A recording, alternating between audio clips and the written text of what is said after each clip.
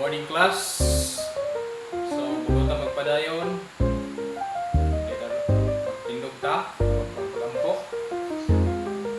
Ama na mga lagit mo, Diyos ka lang ang anang dalagin sa wala katapusan. Ikaw ang Diyos, ang gusto na. Hindi mo magasugod, pananahin ka ng Ginoo. Paglatag ka ng sa iluwa kami sa mga kasalanan sa Jesus. So, once again, good morning. So, this morning, I am your teacher,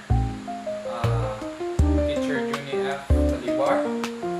And ako'y magtutulog sa inyo pa sa atong karon nga science. So, kumusta mo? I hope nga ang tanan nakapamahaw, nakabiko ang tanan. I hope nga kitang tanan nasa mayong pamamas. So, ang atong subject karon is science. Ano siya? And ang atong topic is 5 senses. 5 ka senses o 5 ka pagbati sa usa ka tawo, no? Nga naa ka ani, I'm sure. Nga naa ka ani. So, dire niyo makita, doon na tayo picture sa ilong. So, unsay ginabuhat sa ilong? So, ang ginabuhat sa ilong is makasmell siya or makasimhot siya. Ang ikaduwa is hearing.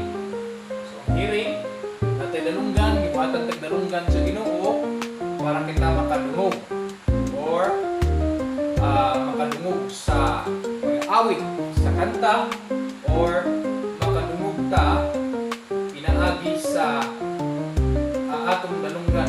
Ikaduwa, ang ikatulo is mao ang sight o ang atong pananaw.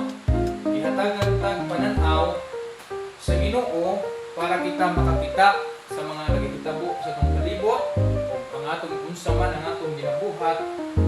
O ang ikaupat is taste. So, ang taste is naa sa atong dila.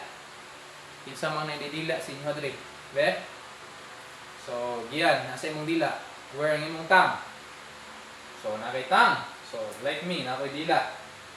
Ang dila is mo ni siya yung makasense sa taste. May taste kung tamis ba nga itong gikaon, kung pait ba nga itong gikaon, or aslum ba ang atong gikaon, or alat. So, sunod, touch. So, ang matag usa ka tawo gihatagan og pagbati sa Ginoo pinagi sa touch or sa atong skin para kita dunay pamati o mabatyagan nato kung dunay mo kuhit nato o dunay mo hapak nato or dunay mo bunal sa atoa, makabati ta og kasakit tungod kay dunay kanang skin or sa pinagi tong sa touch. So, Renyel, palihog ko tindog. So, asa man ang imong dila? Okay? Asa man ang imong ilong? Okay, itudlo. And then, asa man ang imong mata? Okay, itudlo. Okay, very good. So, dire, atong usbon, unsay gamit sa atong mga 5 senses or 5 ka pagbati sa usa ka tawo. So, itaw minsan 5 senses. Okay? Atong usbon. So, ang atong mata, ginagamit kini, eyes are for seeing. Okay? So, unsa inyong nakita karon? So, nakita ko ninyo na singatubangan tungod kay naamoy mga mata. Ikaduwa, atong usbon, nose is used for smelling. So kung doon na kay ilong, makasimhot ka kung baho ba, humot, or unsa pa ang iyahang baho. Ikaduwa, ears. Gihatagan tag ears para kita makadungog. Okay? Karon kung wala mo dunggan, o kung di mo kadungog karon, mura ra kog kingkoy sa inyong atubangan nga nasilig istorya sa lakaw-lakaw diri, hindi mo makadungog. Kalima, ang ikaupat is tongue.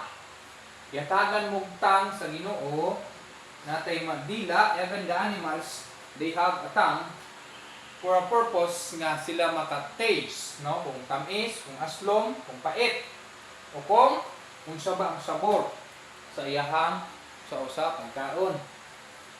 Ang ikalima is touch, no? Touch. So skin is for touching or feeling.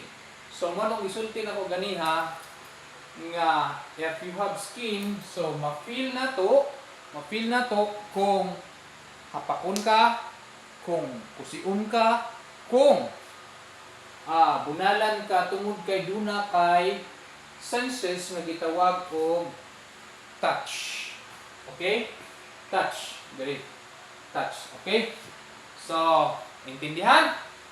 So, doon na ko'y sample diri.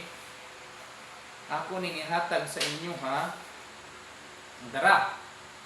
So, ang inyong buhaton ani is i-connect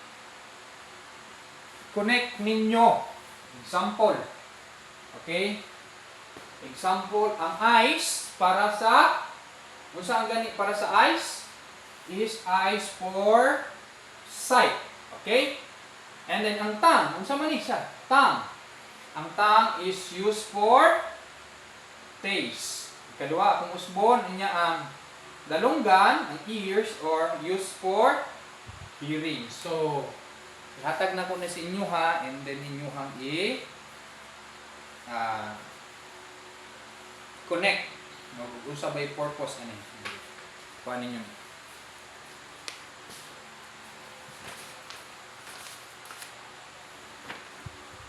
So, kini ako ni siyang ibutang diri para nga natin ang siran karon.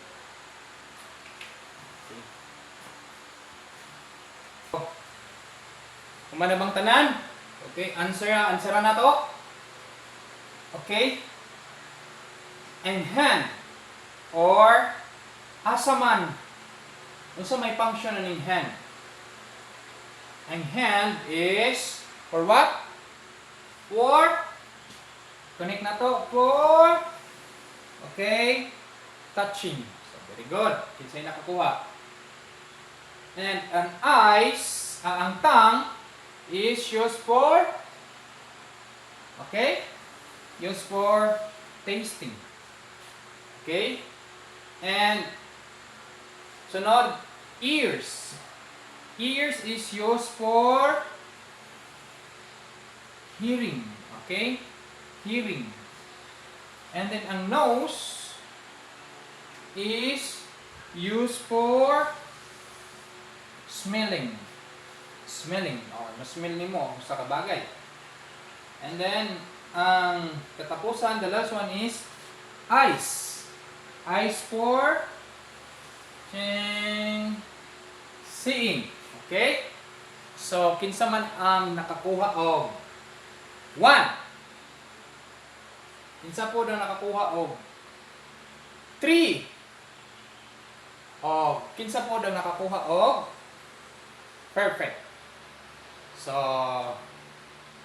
I hope nga doon na tayo nakuha nga pagtulunan sa atong leksyon karon nga mo itong topic, the 5 human senses. So, daghang salamat sa pagpaminaw o daghang salamat sa pag-cooperate. Ang Ginoo magapanalangin kanatong tanan hantod na pod ugma. Daghang salamat.